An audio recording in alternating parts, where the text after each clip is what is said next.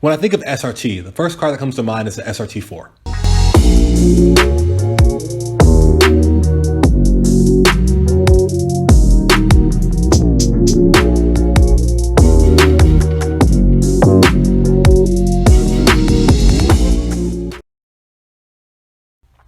Welcome back to another episode of ModStars. I'm your host, Zee. Be sure to like, subscribe, and share. And this is episode 7 of the Mopar Wars.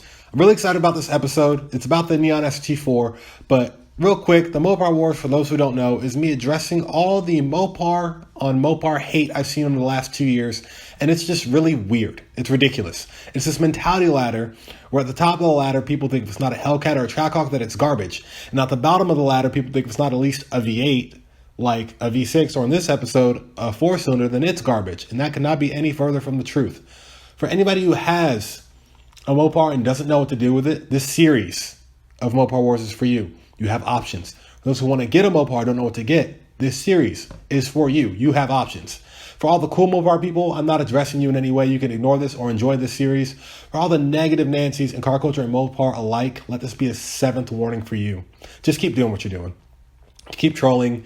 Keep lying about how fast your car is by any means necessary. Even those who say the car is fast because they have a quote-unquote fast car and don't race and don't know how to. Just keep making excuses.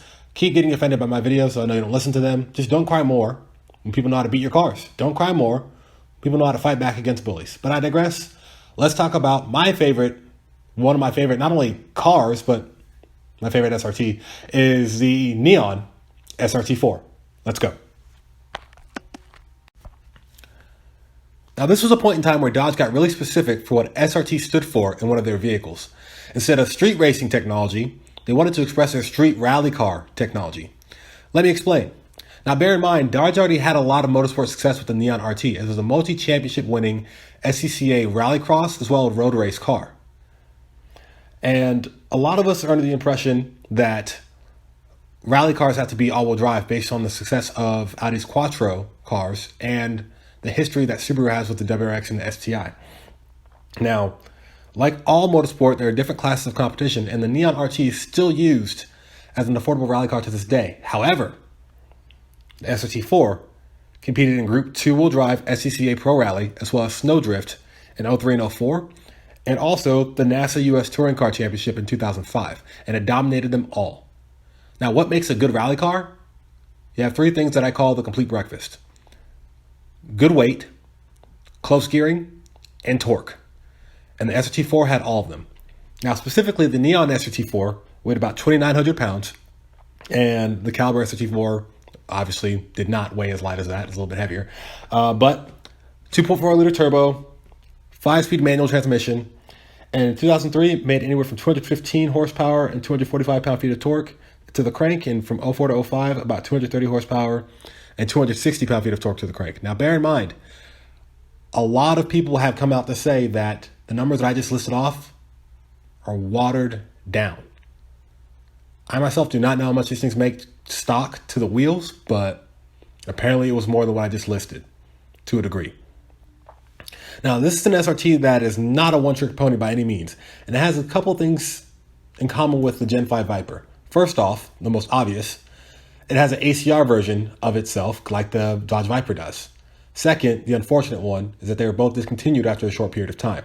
And it seems like, in my opinion, the best that Dodge has to offer was only for a short period of time.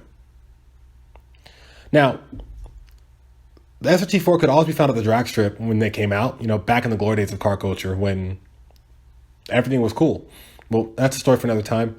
It earned the title of domestic import. And the reason why is because they would compete with pretty much all the popular cars that we have today. The Golf GTI and the Golf R32, or as it's known today as the Golf R, the Subaru STI, and even the Evo 8. And oftentimes, they would beat them. A front-wheel drive car and a heads-up, good old-fashioned drag race. And they're really impressive. Now, the cars can still be found today, and they're currently range anywhere from 12 to right under 20 grand. And if you have one or want to consider getting one, here's what I would do first. Check the seals and gaskets on the engine, including the turbo seals. And The third gear synchro is known to be worn out based on, neglecting maintenance of the transmission, or even, the gear crossover adjustment and the clutch pedal pivot. But start with those. I'll leave a link in the description below on the clutch pedal pivot, along with other parts that you'll need. And the videos I'm going to show you are really cool because there's a guy who actually replaced his, and he can change gears with just a single finger. It was pretty cool. Other than that, the rest of the transmission stuff, all the weak points, the pivot fork and things of that nature, if you want to get all that replaced, or in this case, improved, MAP or Works Racing have a stage 1 transmission that's rated for about 400 square. And what I mean by that is 400 horsepower, 400 pound-feet of torque. And they forge all the weak points of the transmission. They reinforce the third gear synchro. First to second, the straight cut gear. And that's pretty much it. That's really the heart of the problem with these cars right there, is the transmission, like many cars. And after that, wheel bearings and axles. Now, axles are a stereotypical thing for front-wheel drive cars when they're being built to snap, with reason. But fret not, Gator Racing has axles that are rated up to 500 horsepower. And I don't know about you, but 500 horsepower in a front-wheel drive car is a ridiculous amount of power. To put that in perspective for you, if you don't think it's enough, the fastest cars on Road Atlanta, if I'm not mistaken, at least the last year or two, in time attack, were front-wheel drive Civics pushing about 500 horsepower, no more than 500 horsepower. So, yeah, I know it's a race car. I know there's a lot of turns involved, but the lap record on Road Atlanta is with a front-wheel drive car that pushes anywhere in the 500 horsepower range, not 600, 5. And even a hill climb record, not just any hill climb, I'm talking Pikes Peak. I believe it's the same Civic. Not saying SRT4s couldn't do it, but I'm just giving you context of front-wheel drive cars and their potential with less power, the fact they have close gearing, and they're relatively lighter than all the other vehicles out there. But I digress. Other things to look into, of course, address the wheel hop. Again, another stereotypical thing with front-wheel drive cars. Not to say that front-wheel drive cars are the only ones that have wheel hop issues, but Moog is a company that has not only low control arm replacements, but they also have the bushings as well to reduce wheel hop. Now, from a stock or slightly modded standpoint on the SRT4s, it should reduce a lot of it and help with traction as well. After you address all these things, you pretty much have a bulletproof, not just a bulletproof daily driven car, but it's a modern day collector's car. So it should be pretty solid, as long as you, of course, don't abuse anything else on the vehicle. After you lay out this foundation and it's all clear to go, I wouldn't push any more than 380 horsepower. I think that's plenty. Might be too much, depending on who you ask, in a car like this. 380 horsepower in a car that weighs under 3,000 pounds, kind of like what I was saying in episode 6. Yeah, that's competing with a lot of things. May not win all the time, but it's going to compete very well.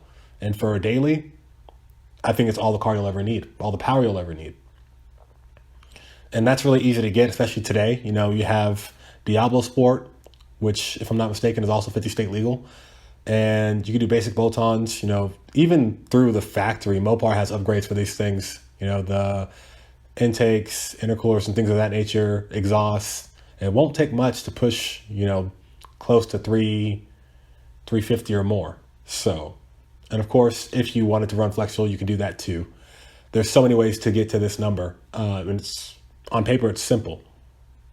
And that's all I really have for this. I know, like I said, this is a car that really excites me. Going back to the drag strip, reference, in the future, I'm going to tell a story about the car I like to call Silver Bullet. And it's just going to be a whole nother series of me talking about cars that I remember in my years of at the racetrack or at car meets back when they were good and safe to go to.